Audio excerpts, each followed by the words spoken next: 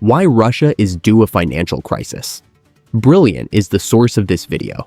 The current state of the Russian economy is not good. The ruble is now worth less than a cent, and inflation has remained stubbornly high, reaching 9.5% in December, despite some ridiculously severe interest rate hikes. However, public finances have always appeared incredibly steady despite all of this. Spending has increased, mostly because of increased military spending, but the Kremlin hasn't been as affected as you might think. Official figures show that the defense budget only makes up around 8% of GDP, which isn't much for a nation engaged in a full-scale conflict. There are relatively minor shortfalls at the Kremlin. Craig Kennedy of the Navigating Russia Substack claims in a recent article that this is partly due to the Kremlin's apparent pressure on Russian banks to make loans to war-related nations, while downplaying the true cost of the conflict and running the risk of a financial disaster. In this video, we'll examine how the Kremlin has turned Russia's banks into weapons, why Putin and the company face yet another economic threat, and how concerned he should be about it. Who is now the worst politician? Listen to our podcast, The World Leader Leaderboard, and debate with us. You may find it on your preferred podcast app or the T Podcast's YouTube channel. First, let's examine Kennedy's report. The report's main conclusion is that the Kremlin is essentially financing its war in Ukraine with both off-book loans from commercial banks and the military budget. This is mostly due to a regulation that was passed in February 2022, just days after the invasion, requiring Russian banks to give preferential loans to companies engaged in the conflict on predetermined conditions. This appears to be the cause of the sharp rise in corporate lending by Russian banks following the invasion, which rose by almost 50%, or $45 billion. For comparison, this is more than the defense budget or the Kremlin's hydrocarbon income, and it represents almost 20% of Russia's GDP. Kennedy's analysis of sectoral lending statistics indicates that loans to war-related businesses, such as metallurgy or arms manufacture, have accounted for more than 70% of this increase.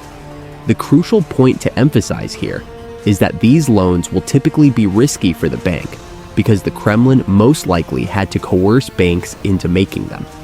Stated differently, they will likely be granted to war-related businesses that the bank would otherwise consider ineligible to repay the loan, or they would be granted at a lower interest rate than the bank would otherwise demand.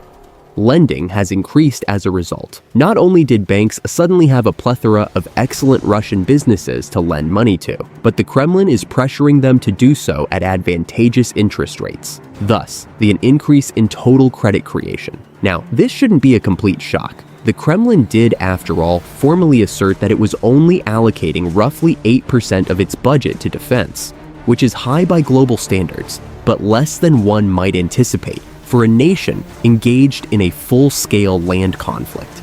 This would also explain why inflation hasn't decreased, despite the central bank's extremely hefty interest rate hikes. From a low of 2.3% in early 2023 to a recent high of 9.5% in December, Russia's year-over-year inflation rate has increased gradually over the last 2 years or more, as we've discussed in earlier videos. The Russian central bank has appropriately raised benchmark interest rates from 7.5% in early 2023 to 21% at present to curb inflation. This is absurdly high. For comparison, interest rates in the US and Europe are currently at 5%. However, inflation in Russia has remained stubbornly high despite that extraordinarily high rate, and it increased significantly in December. This is most likely because, although consumer borrowing has decreased due to rising interest rates, corporate borrowing has increased as a result of the Kremlin forcing banks to lend money to war-related businesses at favorable rates. This implies that more money is swirling around, which raises inflation. In any case, you get the idea. The Kremlin has been downplaying and covering up the growing costs of the conflict in two ways.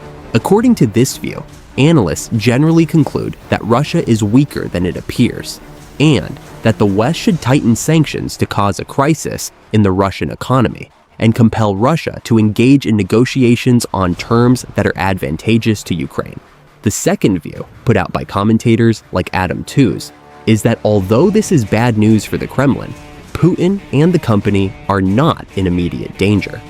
This side of the debate contends that the Russian central bank and the Kremlin are essentially capable economic managers, as demonstrated by their comparatively successful response to the Western sanctions campaign, and that they have the monetary resources necessary to handle a bank run or credit crunch. In actuality, this would most likely merely entail the Russian central bank providing backup support to any impacted banks, essentially printing rubles for them until either A, they are bailed out, or B, their depositors restore their faith in the bank and return their funds. The Russian economy would nonetheless suffer as a result of this. Turbulence in the banking industry would erode confidence even if a full-scale crisis were avoided, and printing a ton of rubles might increase the money supply and cause more inflation. Nevertheless, fiscal stimulation, as the Kremlin did following the 2008 financial crisis,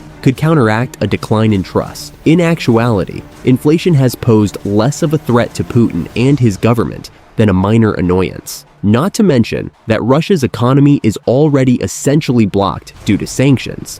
So there is minimal chance of significant capital flight, which would otherwise lead to a real economic disaster.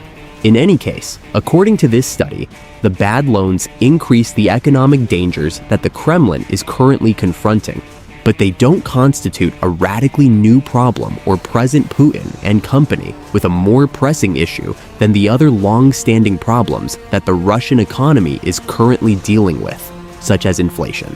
According to analysts who follow this interpretation, increasing sanctions may not be a bad idea, but they are unlikely to deliver the decisive blow that Western policymakers are truly seeking. Many tough choices need to be made here, and even world leaders find it challenging to make important choices fast.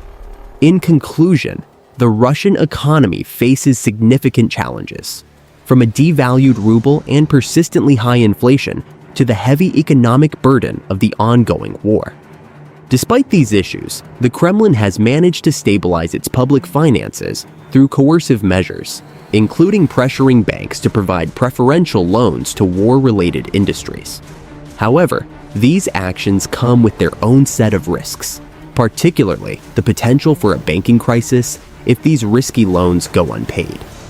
While some analysts believe this could lead to a catastrophic financial event, others argue that the Kremlin is capable of managing the situation through its control of the banking system and monetary policy. Although the economic outlook remains grim, the Kremlin's ability to weather the storm may not be as fragile as it initially appears, but it does not negate the long-term economic difficulties, including inflation, that continue to strain Russia's economy.